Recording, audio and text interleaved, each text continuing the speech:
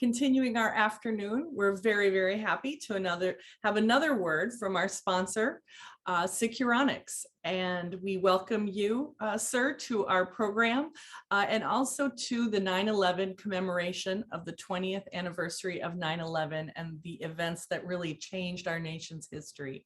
So today I'm very pleased to welcome Sachin Nair, Chief Executive Officer of Securonix. He has been an amazing supporter of this week.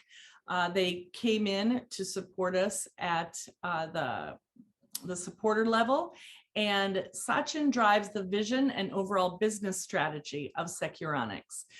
Previously, he was founder and CEO of Vayu, where he led the company from conception to acquisition by Sun Microsystems. Following the acquisition by Sun, Sachin served as the Chief Identity Strategist for Sun Microsystems, where he led the vision and strategy for the Sun security portfolio. He's a renowned thought leader in areas of risk, regulations, compliance, identity, access, and governance, and speaks frequently at professional conferences and seminars. So we're very lucky to have some of his time with us today. And with that, I want to welcome you and thank you. Thanks, Christina. Excited to be here. That was a long introduction, but I appreciate it. Thank you.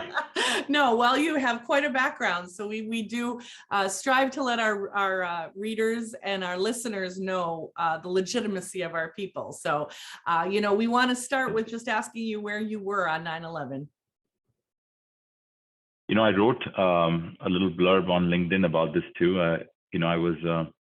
When I was starting to watch the football game, the Air Force Navy football game the other day, so all the 9/11 thoughts came to my mind. I was actually on a project. I live in Los Angeles, but I was on a project in San Jose in the Bay Area. So my perspective is from the other side of the country. And by the time we woke up, or people started calling us, the first tower was already on fire.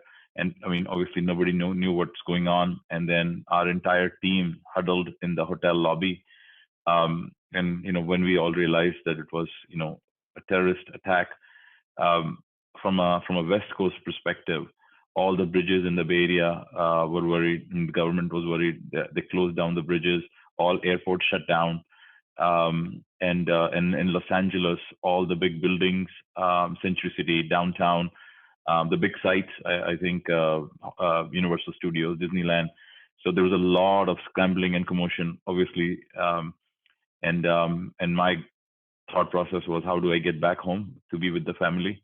There was so much, so much going around. So we scrambled to find some rental cars, sharing rental cars, and started driving back. And I think on that 6.5-hour drive or 6-hour drive, it was your life flashes in front of you, and you kind of think about so much, what is happening around the world and what does it mean. So yeah, very interesting experience. A year after that, I was supposed to be on a flight to New York for kicking off another project on 9/11, and was a little worried.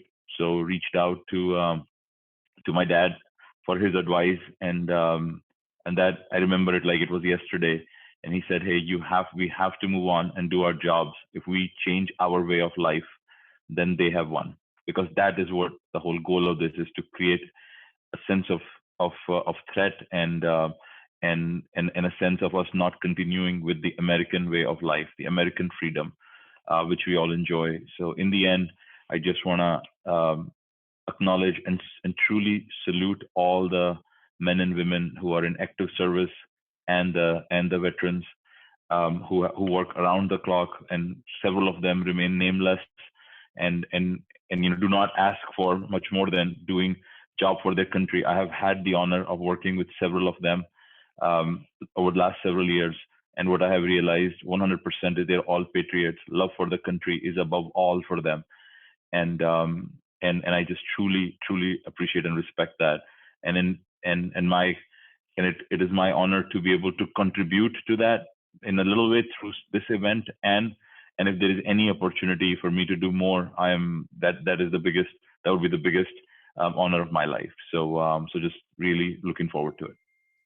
I so appreciate that. I think so many of us felt that way on 9/11, and certainly my career pivoted, and I know many who just committed themselves to making sure we never saw an attack like that again. So in the last 20 years, we've seen a lot of evolution of the threats, and cybersecurity has certainly evolved since that day. How have you seen the threats evolve in cyber, and how are we positioned for those? Yeah, great question. I think, I mean, a question that we are all talking about, right, every day. I think just like we have, all the different parts of our services, Army, Navy, Air Force. I mean, cyber. I don't know how everybody thinks about it in the room, but it's almost that fourth pillar that we need to think about. I mean, you know, that is where we are vulnerable. That is where the tactics are changing every day. So we are all aware, right? And I think we are still just scratching the surface. I mean, colonial pipelines, and then the attack through the vendors that have happened, and then some of the initial cloud attacks that are coming in. I think we are more and more of our data is now on public clouds, right, and centralized in one cloud. So I feel that I personally, obviously we all know what's going on, but I personally feel that the next wave of areas we need to protect is our cloud infrastructure.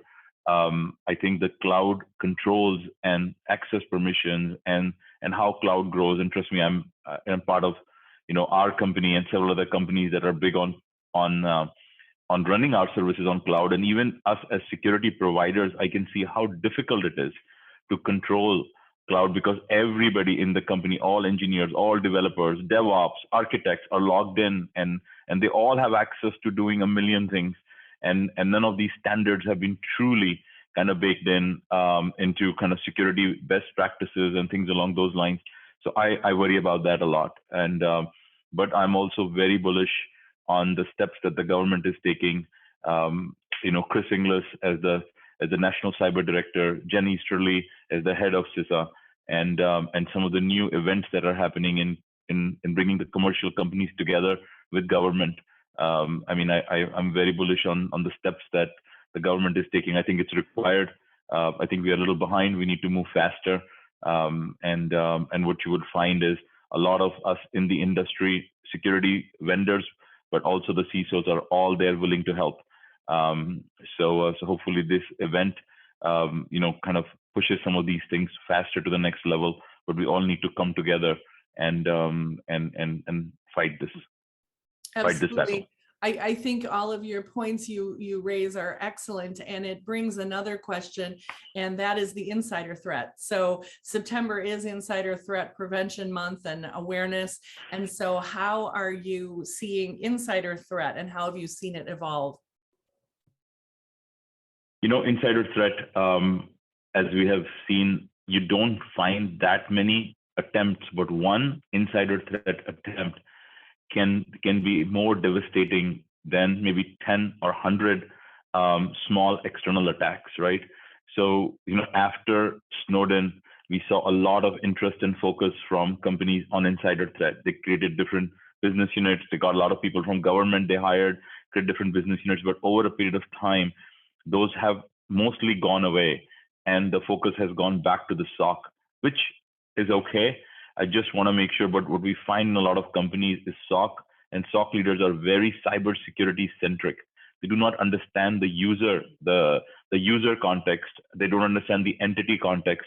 The SOPs or the procedures when you find a threat at a user level are very different than finding a nation state attack or an external attack.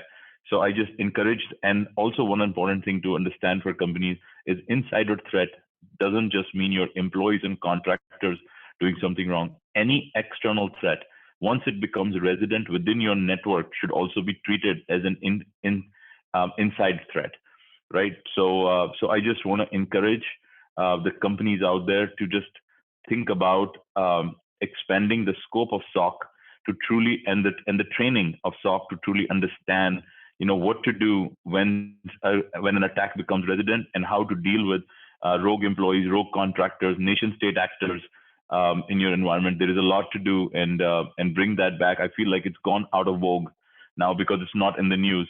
So, but that vector hasn't gone away. So really want to make sure that companies take that very, very seriously. Of course. And how and why did you come up with the idea for the Securonix Threat Lab? Great question. So Securonix Threat Lab is a division within Securonix that where we have threat researchers, data scientists, threat hunters in the team, right? I mean, we sell a big data analytics platform, which and there is a lot of technology that goes underneath it, a lot of plumbing, but that's all means to an end to find the right threat, to detect the threat or prevent the threat, right? And to do that, we needed to continue to bring in behavioral models. So, evolve on top of the rules that people have been writing for years, evolve on top of that with behavioral models. Then when you find the unknown threat, then the interesting part is you also have to then find the known within the unknown, which is the threat models, a MITRE-like threat model that connects different steps, which are individual behavior-based or analytics-based steps that come together into a threat model. And then you can then tell the CISO or the organizational security team that there is a 90% chance that you are compromised, or you can start predicting that since 2 steps of the threat chain have happened, the other 2 steps are going to happen soon. And we've been able to implement that. But now it's like Netflix, right? You brought the instrumentation together, you've gone into streaming. Now you need to build content because people come for the content. Those policies, those threat labs is kind of what we are doing. And just like similar to these streaming services, we have our own research, our own studio creating these threats, but we are also working with our customers for them to contribute threats back into Securonix Exchange and use the power of our partner and community to bring those threats back, and are working on some gamification structure so people get incentivized, and then we can all again use the power of the community. And us being on the cloud, we are able to then deploy them within minutes to our seconds and minutes to our entire network. So that's the goal. The threat lab piece is a pivotal piece in Securonix, but also a pivotal piece to help the industry collaborate and bring these threat models together that can be implemented very quickly. Excellent. So we see also the ransomware attacks. Colonial Pipeline was certainly a wake-up call for a lot of people who had been hearing security people concerned about ransomware, but Colonial Pipeline really brought it home.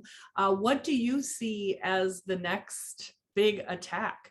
What will that look like, in your opinion? First, I think there's a lot of discussion on ransomware. From our perspective, I think it's a lot of, you have to have the right hygiene, and we all know that. But there are certain threat indicators that we have released that can start helping companies get stronger and prevent ransomware. I think it's very difficult to act after the event has happened, as we all know. So we need to just do a lot more. So Securonix, we've spent a lot of time figuring out different threat indicators and analytics-based indicators to prevent some of this. So before, to kind of protect, close some of the gaps, right? But from a next areas, like I mentioned earlier, I'm very worried about attacks on our cloud infrastructure, the big cloud providers.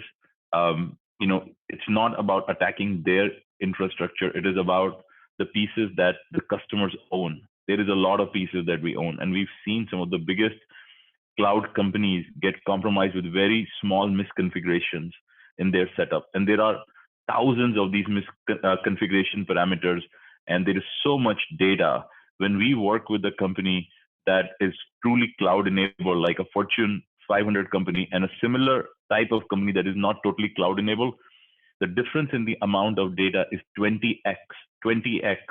We get 20x more data from the company that is cloud enabled. So the telemetry is all there, but we all need to focus on that and make sure that we have the right threat models and we understand what they are and we understand the architecture of cloud. So I'm worried about that. We are investing a lot in that space, and I feel that that is an area which the market needs to realize and act quickly before we kind of open up several vulnerabilities and threats on that. Of course, that's a great opinion and view on what's coming next. So as you look at all of these things and you see these threats evolving, how do you evolve Securonix to the changing threat environment? I'm only 21. Look at this. So there is a lot of work. We are working around the clock. We are getting challenged every day. We are falling. It's not that everything we are doing is perfect. We fall, we get up again, and start running again and learn. So how do we evolve? I mean, there is just so much. There is an infrastructure. It's first and foremost, we've been at this for 11 years. So we weren't born, yesterday. It's taken a while to kind of get the foundation right, to collect all the data from telemetry. So as companies have moved to different systems, moved their proxies to the cloud, brought in cloud security providers or CASBs, brokers, security brokers, we are able to collect more and more telemetry. We build connectors to big apps, infrastructure, bringing all of that data in, then having a cloud-based infrastructure on our side, getting all the approvals from FedRAMP, etc., so the government can participate in it. So can the commercial companies, right? Getting all of that set up and having a big data infrastructure where we can bring so much data at a cost point that customers can afford, and then do real-time behavior analytics on that, find the violations, find the threats within the violations or the threat patterns, and then provide response. And then continue to add the content, the threat content to this engine, so customers are up to date in finding threats. So it's been a big journey. Somebody said it's like climbing. A friend of mine said it's like climbing a mountain. It is so difficult, but you enjoy when you get to those peaks, right? And we are excited about this. We are working very hard. And the next step for us, like I mentioned earlier, is to bring the power of the community. That's what we are working on. Is for customers to collaborate with each other through a Securonix engine and a team that curates that collaboration to make sure that we can very quickly share these behavior-based indicators or analytics-based indicators of compromise with each other and update the environment. So we put the plumbing in place. Now we put the content in place. Now we want the power of the crowd to help kind of enrich some of this content and share with each other. And that's kind of our big strategy. Excellent. Well, we appreciate that. And we're very happy that Homeland Security Today could spend a little time with you today to share your strategy and some of the things that Securonix is doing in cyber. We appreciate your sponsorship very much. And we thank all of our listeners and readers and watchers for joining us today. So thank you for your time. Thank you, Christina. And thank you, everybody, for participating in this event. Very important. Thank you. Thank you.